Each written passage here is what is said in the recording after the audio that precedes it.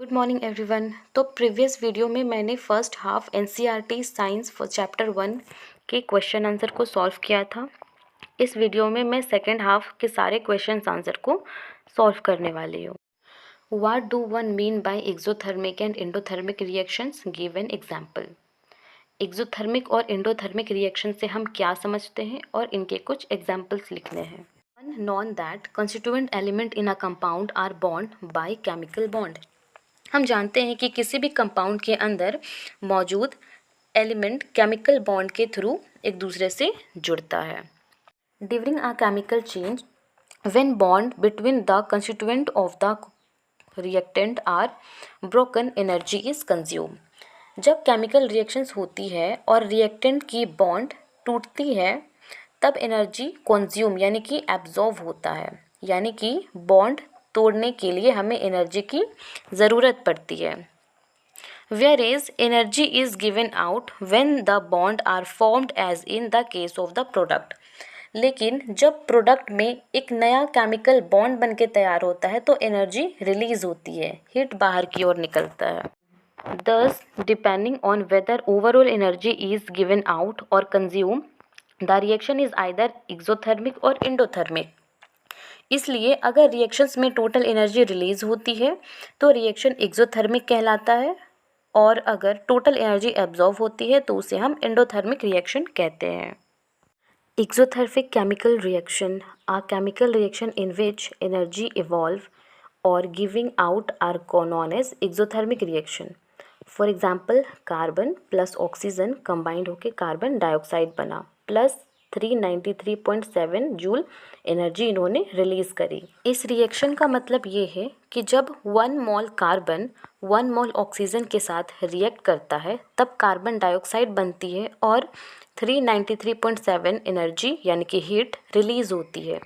यहाँ पर delta H is equal to -393.7 kilo joule है। इसमें नेगेटिव साइन ये इंडिकेट करता है कि एनर्जी यानी कि हीट बाहर की ओर रिलीज हुई है, और इसीलिए ये एक्सोथर्मिक रिएक्शन है, यानी कि जिस रिएक्शन में एनर्जी का रिलीज होना होता है वो एक्सोथर्मिक रिएक्शंस कहलाती है। दूसरा एग्जाम्पल है formations of ammonia from nitrogen and hydrogen is an exothermic reaction. यहाँ पर नाइट्रोजन और हाइड्रोजन से अमोनिया बनता है और साथ ही साथ एनर्जी रिलीज होती है, तो ये भी एक एग्जाम्पल है एक्सोथर्मिक रिएक्शन का। इस रिएक्शन में 1 mole of nitrogen and 3 mole of hydrogen मिलकर 2 मोल अमोनिया बनाता है और साथ ही साथ 92 किलो जूल हीट रिलीज होती है। यहाँ पे भी नेगेटिव साइन ये इंडिकेट करता है कि एनर्जी बाहर की ओर रिलीज हो रही है, तो ये भी एक्सोथर्मिक का ही एग्जाम्पल है। अब देखते हैं एंडोथर्मिक रिएक्शंस क्या होता है। A reaction in which energy is absorb are called endothermic reaction. जिस रिएक्शन में एनर्जी बाहर से ली जाती है, एब्जॉर्ब की जाती है, उसे हम एंडोथर्मिक रिएक्शन कहते हैं। इसका एग्जाम्पल है when carbon react with sulphur 92 kilo जॉल of heat is absorb during the process. जब कार्बन सल्फर के साथ रिएक्ट करता है तब इस रिएक्शन के दौरान 92 किलो जॉल ऑफ हीट बाहर से एब्जॉर्ब की जाती है, मतलब रिएक्शन को चलाने के लिए हीट देना पड़ता है। सेकेंड एग्जाम्पल है formation of nitric oxide is an endothermic reaction. यहाँ पे नाइट्रोजन प्लस ऑक्सीजन कंबाइंड होके नाइट्रिक ऑक्साइड बना रहा है, plus 180.5 kilo joule energy absorb कर रहा है। यहाँ पर पॉजिटिव साइन है क्योंकि एनर्जी का एब्जॉर्प्शन हो रहा है और इसीलिए ये एंडोथर्मिक रिएक्शन है। एक सिंपल ट्रिक है जिससे कि हम इन दोनों डेफिनेशन को ईजिली याद रख सकते हैं।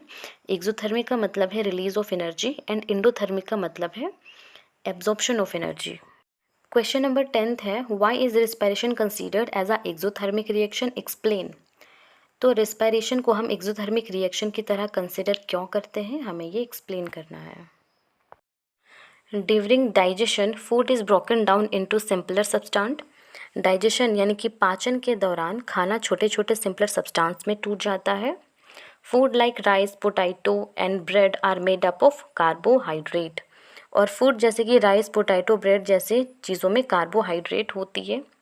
This carbohydrate are further broken down to glucose. Glucose during respiration inhalation of oxygen is oxidized with the liberations of energy। और जब हम इस तरीके खाना खाते हैं वो खाना डाइजेस्ट होता है और हमारे शरीर में ग्लूकोज में कन्वर्ट हो जाता है कार्बोहाइड्रेट। और जब हम रिस्पायरेशन प्रोसेस करते हैं यानी कि सांस लेते हैं तो ऑक्सीजन उसी ग्लूकोज के साथ रिएक्ट करके ऑक्सीडाइज हो जाता है और इस प्रोसेस में एनर्जी भी रिलीज़ होती है, जैसा कि नीचे दिए गए इक्वेशंस में दिखाई दे रहा है।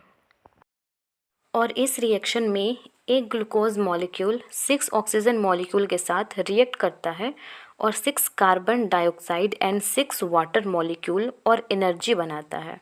इसलिए रिस्पायरेशन को एक्सोथर्मिक प्रोसेस कहते हैं क्योंकि इसमें एनर्जी बाहर में रिलीज़ हो रही है।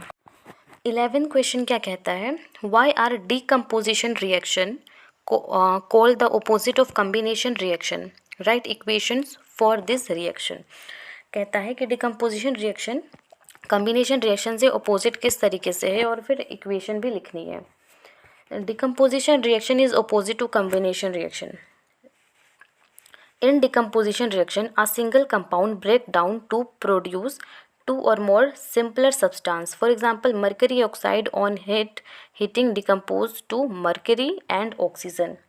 डिकम्पोजिशन रिएक्शन में एक ही कंपाउंड टूटकर दो या दो से ज़्यादा सिंपल सब्सटेंट में बदल जाता है।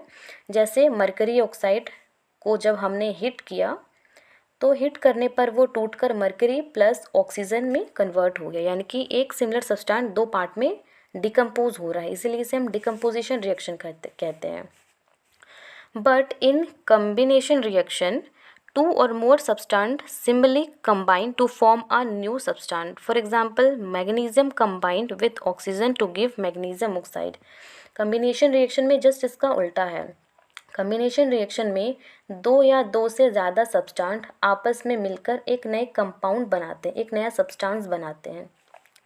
जैसे मैग्नीशियम ऑक्सीजन के साथ मिलकर मैग्नीशियम ऑक्साइड बना रहा है, यानी कि दो अलग सब्सटेंस मिलकर एक नया सब्सटेंस बनाते हैं। ऐसे रिएक्शन को हम कम्बिनेशन रिएक्शन कहते हैं। और डिकम्पोजिशन रिएक्शन में क्या होता है, चीज़ें डिकम्पोज हो जाती है, टूट जाती है। Question number 12 is write an equations each for decomposition reaction where energy is supply in the form of heat, light and energy. हमें डिकम्पोजिशन रिएक्शन की कुछ ऐसी इक्वेशंस लिखनी है जिसमें एनर्जी तीन चीज़ों के फॉर्म में हो, एक हीट, लाइट और एक इलेक्ट्रिसिटी।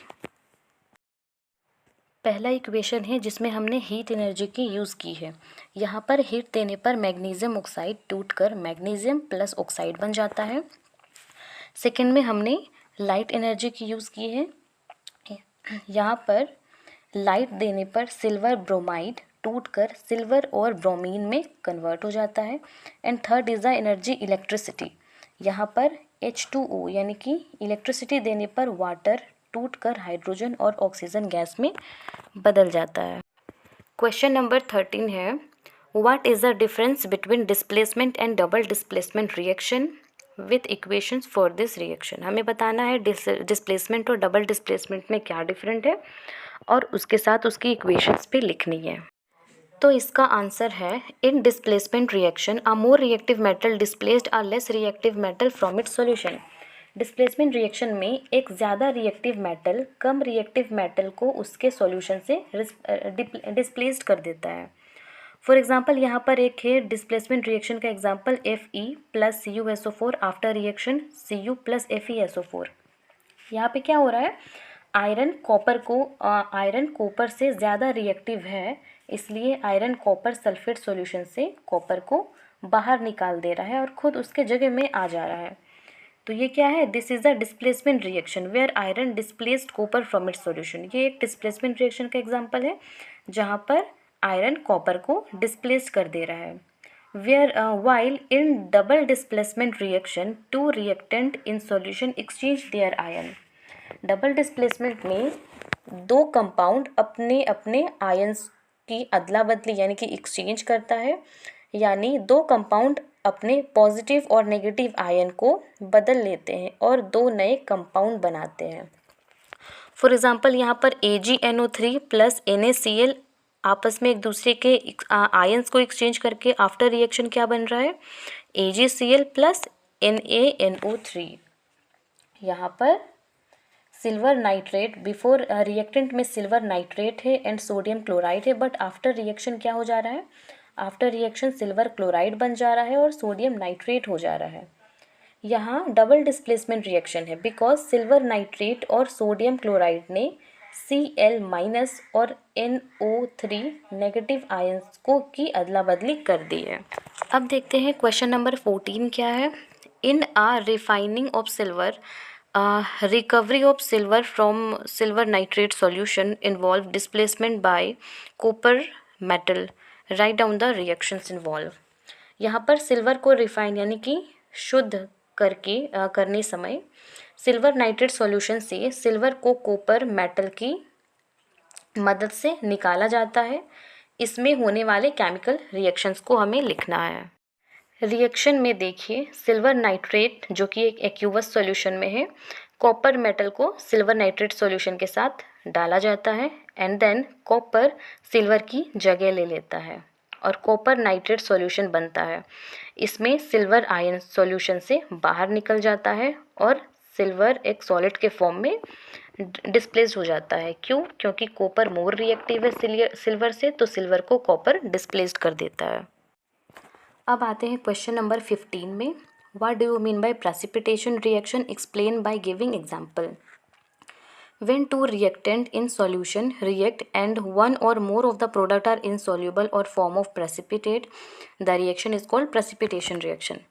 वो एक ऐसा प्रोसेस जहाँ पर हमने दो रिएक्टेंट में सॉल्यूशन लिया है बट आफ्टर रिएक्शन प्रोडक्ट में इनसॉल्यूबल सब्सटेंस निकलता है, यानी कि प्रेसिपिटेट फॉर्म में हमारा प्रोडक्ट बनता है, तो उसे हम प्रेसिपिटेशन रिएक्शन कहते हैं। फॉर एग्जांपल यहाँ पर अगर हमने सॉल्यूशन में आयरन क्लोराइड और अमोनियम हाइड्रोक्साइड को मिक्स किया और फिर after reaction brown precipitate of iron hydroxide निकलता है, ये एक प्रेसिपिटेशन रिएक्शन है। अब आते हैं क्वेश्चन नंबर 16 पे। Explain the following in term of gain और loss of oxygen with two example. यहाँ पर दो एग्जाम्पल दिया गया है, ऑक्सीडेशन और रिडक्शन। हमें बताना है कि किस में ऑक्सीजन गेन होता है और किस में लॉस होता है। तो पहला है oxidation. A chemical reaction in which a substance gain oxygen is called oxidation. एक ऐसा प्रोसेस, एक ऐसा रिएक्शन जहाँ पर ऑक्सीजन गेन होता है आफ्टर रिएक्शन, उसे हम ऑक्सीडेशन रिएक्शन कहते हैं। जैसे यहाँ एग्जांपल है copper plus oxygen, after reaction बन रहा है कॉपर ऑक्साइड, यानी कि यहाँ पर कॉपर ने ऑक्सीजन गेन किया है। दूसरा है Mg+O, यहाँ पर मैग्नीशियम ऑक्साइड बन रहा है, यानी कि मैग्नीशियम ने ऑक्सीजन गेन किया है। दूसरा है reduction. A chemical reaction in which a substance loss oxygen is called reduction. जहाँ पर ऑक्सीजन का लॉस होता है उसे रिडक्शन कहते हैं। यहाँ पर देखिए ZnO zinc oxide plus carbon, after reaction सिर्फ Zn हो रहा है प्लस कार्बन ऑक्साइड हो रहा है, तो यहाँ पर Zn यानी कि जिन ने ऑक्सीजन को लॉस किया है। सेकेंड एग्जाम्पल में कॉपर ने ऑक्सीजन को लॉस किया है। 17th क्वेश्चन है अ shiny brown colour element X on heating in air become black in colour. Name the element X and the black compound, black colour compound formed. हमें question में ये कह रहा है कि एक एलिमेंट है X, शाइनी ब्राउन कलर का एलिमेंट है X, जब हमने उसे हीट किया तो एयर में मिलने के बाद वो एक ब्लैक कलर का कंपाउंड बनता है, मतलब कि ब्राउन एलिमेंट है वो ब्लैक कलर का कंपाउंड बन रहा है। तो X कौन सा एलिमेंट हुआ और जो कंपाउंड बना वो कंपाउंड का नाम क्या है? तो आंसर है X जो कंपाउंड है वो है X जो एलिमेंट है वो है कॉपर और कंपाउंड बना है कॉपर ऑक्साइड। तो 80 नंबर का क्वेश्चन है why do we apply paint on iron particle. Iron particle पर हम पेंट क्यों अप्लाई करते हैं? Because paint act as antioxidant, क्योंकि पेंट एंटीऑक्सीडेंट की तरह काम करता है and save iron particle from damage due to corrosions. It act as buffer between iron particles and moist air. तो नमी से बचाने का काम करता है पेंट, ये एक एंटीऑक्सीडेंट की तरह काम करता है और आयरन को रस्टिंग होने से भी बचाता है। अब देखते हैं क्वेश्चन नंबर 19 क्या कहता है। Oil and fat contain food item are flushed with nitrogen. Why? कोई भी ऑयल या फूड या फैट कंटेनिंग फूड को हम देखते हैं उसमें नाइट्रोजन गैस फिल्ड रहता है पैकेजिंग फूड्स में, तो क्यों ऐसा होता है? To keep food item fresh and save these from oxidising effect of oxygen food are flourish with nitrogen. तो हवा या नमी ना पड़े ऑक्सीजन के संपर्क से दूर रखने के लिए हम नाइट्रोजन गैस खाने के आइटम्स में फिल करते हैं। अब लास्ट क्वेश्चन देखते हैं। Explain the flowing terms with one example. हमें कोरोशन और रेंसिडिटी को एक्सप्लेन करना है यहाँ पर विथ एग्जाम्पल। कोरोशन क्या होता है? Due to effect of moisture on oxygen metal get corrode. क्या होता है? जितने भी मेटल्स हैं स्पेशली आयरन, वो मॉइस्चर यानी कि पानी या ऑक्सीजन के संपर्क में आने से कोरोइड हो जाते हैं, रस्ट हो जाते हैं। Metal particularly iron form a porous layer on the surface and thus get damaged, और इस वजह से वो डैमेज्ड हो जाते हैं। This effect is called corrosion. इस इफेक्ट को हम कोरोशंस कहते हैं। Corrosion cause damage to metal particles like car bodies, bridge, iron railings, ship and other substance of daily use। ये सारी चीज़ें जो मेटल की बनी हुई है वो हवा पानी के कांटेक्ट में आने से रस्ट हो जाती है, कोरोइड हो जाती है।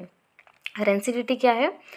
Fat and oil in food keep for long time get oxide and become rancidity and taste of food change and cause infected on eating. This is called rancidity. कोई भी फैट या oil containing food जो लंबे time तक रखा हुआ होता है वो हवा या पानी के संपर्क में आने से ख़राब हो जाता है, उसकी टेस्ट चेंज हो जाती है, वो इन्फेक्टेड हो जाता है, ईटेबल नहीं होता। तो ऐसे इफेक्ट को हम रेंसिडिटी कहते हैं। To prevent rancidity, antioxidant which prevent oxidation and are added to food containing fat and oil. Rancidity can also be prevent by flourishing out oxygen with an insert gas like nitrogen. For example, package of food in items like chips are flushed with nitrogen so that this can be used even after long duration. तो लंबे time कोई भी food अगर हम लंबे duration तक रखना चाहते हैं तो उसमें हमें कुछ एंटीऑक्सीडेंट, कुछ प्रिजर्वेटिव डालने चाहिए ताकि रेंसिडिटी इफेक्ट उस फूड में ना पड़े, और जो पैकेजिंग फूड होती है उसमें नाइट्रोजन गैस इंसर्ट करके रखना चाहिए ताकि वो हवा पानी के कांटेक्ट में ना आ सके। तो इसी के साथ आज का ये चैप्टर कंप्लीट होता है एंड आई विश ये वीडियो आपके लिए हेल्पफुल हो।